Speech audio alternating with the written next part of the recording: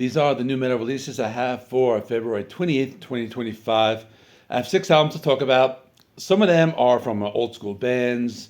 I have some crossover thrash. I have a re-recording of an old album. And I have a bunch of other stuff. As always, I have 6 albums to talk about. Let me get into it. The first band I have is Hirax with Faster Than Death. They are a thrash metal band from Cypress, California. They formed in 1984, and they played in Los Angeles and San Francisco with some of the other big name bands like Metallica, Exodus, and Slayer.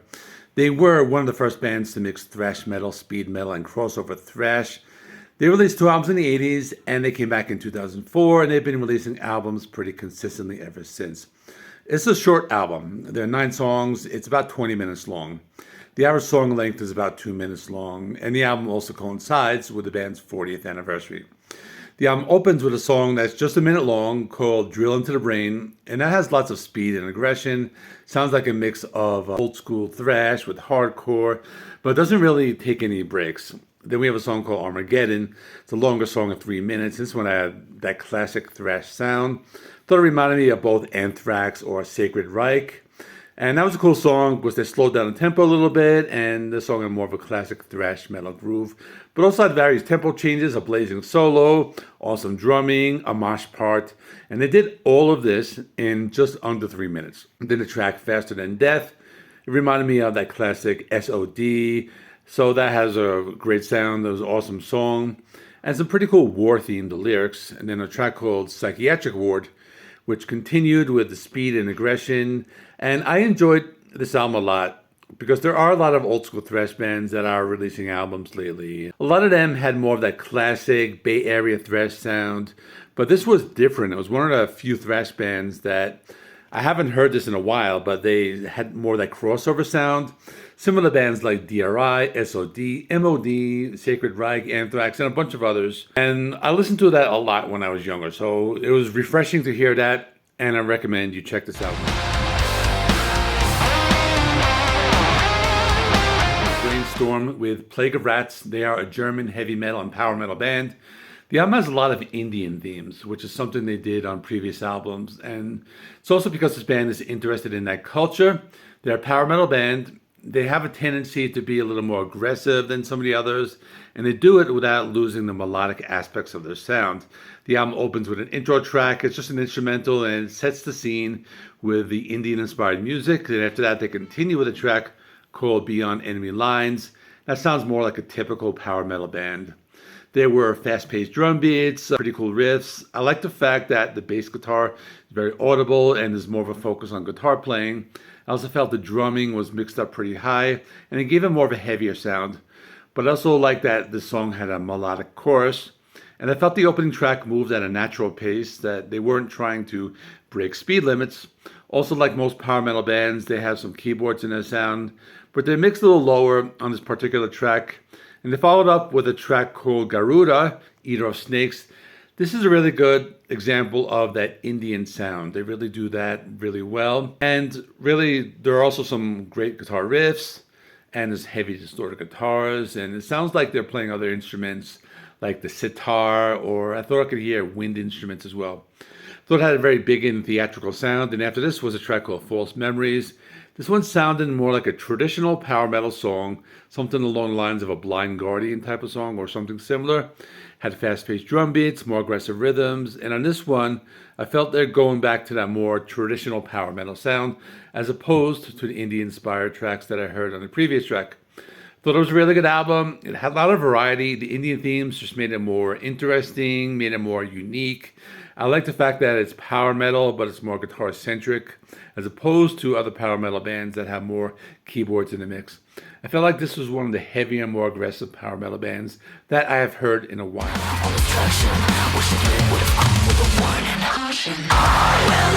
Next is Enemy Inside with Venom. This is another female-fronted German metal band. They mix metalcore, industrial, and pop. So in other words, they call themselves alternative metal. The band released their debut in 2018 and another one in 2021. Their inspirations are Bring Me the Horizon, Bad Omens, and Electric Callboy. It's a short album. It's 10 songs, 31 minutes long. The opening track's called Venom, and it just sounds like what I described. had those metalcore style guitar riffs. They are tuned very low, lots of electronic sounds. The vocals are a mix of pop vocals and some lower, more aggressive vocals. A good comparison would be Poppy, where they have the mix of the harder and softer vocals. And after this was a track, Should Have Known Better. Thought it was more of a pop song, had more of heavier guitars, and but they were mixed a little lower, and then more, it had more of a radio-friendly sound. That's what I'm trying to say. And then they followed this up with Sayonara. I felt it was one of the better songs. It had more of an electronic pop sound, and I liked that one more. And I liked the different vocal styles used, and I still felt it was one of the better songs in the album. There was also a track, What We Used to Be, and that's a softer track. It sounded more radio-friendly than some of the others. Thought it was a pretty good album, but also targeted for a specific audience. So if you like artists like Poppy, the band Ad Infinitum, or other similar bands that play a combination of pop and industrial metalcore, you like this album. But if you're looking for a traditional heavy metal or something old school, it might not be for you. But next is Udo Dirkschneider with Balls to the Wall Reloaded. It's a remake of the classic album by Accept.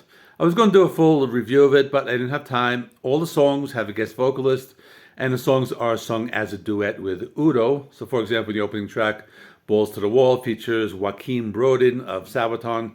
I thought it was a good cover because the Sabaton vocalist has a voice that really fits the song very well. There's London Leather Boys with Biff Byford of Saxon. Thought that was a good track, although it sounded very similar to the original, so they're not really trying to do anything new here, but it's cool to hear these songs again with new vocalists. There's Fight It Back with Millie Petrozza from Creator. So I thought it was a cool cover, as it's a vocalist from a thrash band. It's pretty cool because Udo sang the first verse and Millie sang the second verse. And there were a few other standouts, such as Losing More Than You've Ever Had, featuring Michael Kiske from Halloween, and that's the second album that he appeared on this weekend. Then there was Losers and Winners with D. Snider, and good to hear D. Snider again because I've been a big fan of him for a long time. I haven't heard him in a while.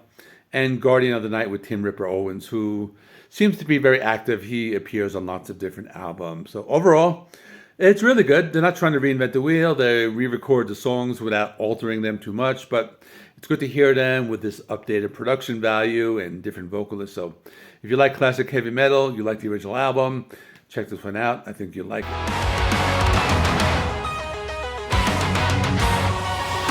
Next is Arion with The Light That Burns the Sky. They are a Finnish symphonic metal band formed in Helsinki in 2011. Had a few lineup changes over the years, and it's their fourth album. The album has 11 tracks. It's 45 minutes long.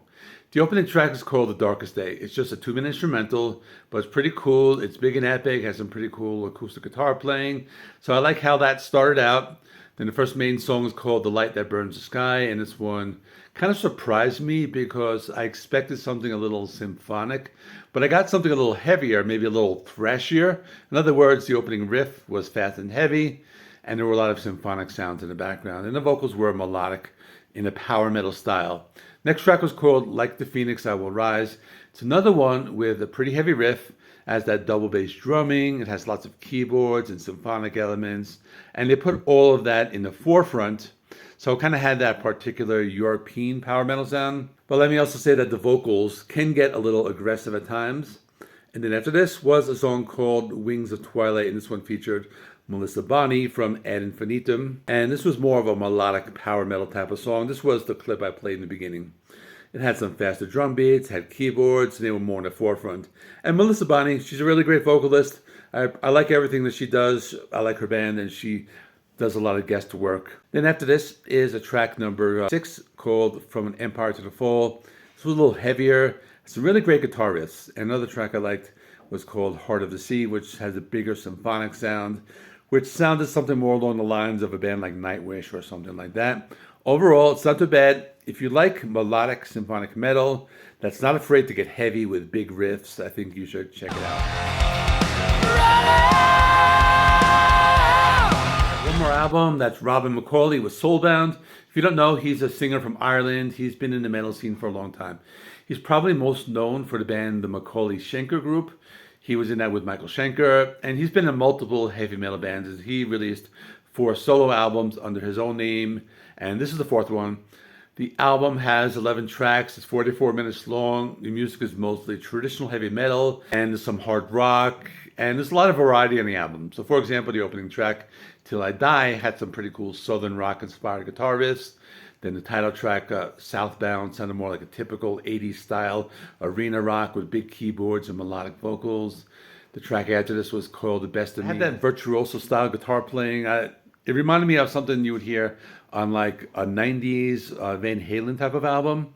And then it was track 4 called Crazy. And it's a typical AOR style power ballad and it sounded pretty good. Then they have a track called Let It Go, which sounded like that 80s glam metal. Had that style of those bluesy guitar riffs and a melodic sound. And a lot of other songs sounded a lot more like 80s glam or melodic AOR. But there was one track I liked towards the back end of the album, track number 8, called Bloody, Bruised, and Beautiful. And that sounded a bit more like traditional heavy metal. It reminded me of George Lynch in Dokken, something like that. So if you're a fan of Rob McAuley, Michael Schenker, any of that type of stuff, check it out. I thought it was a pretty good album. It's retro melodic heavy metal, so pretty good.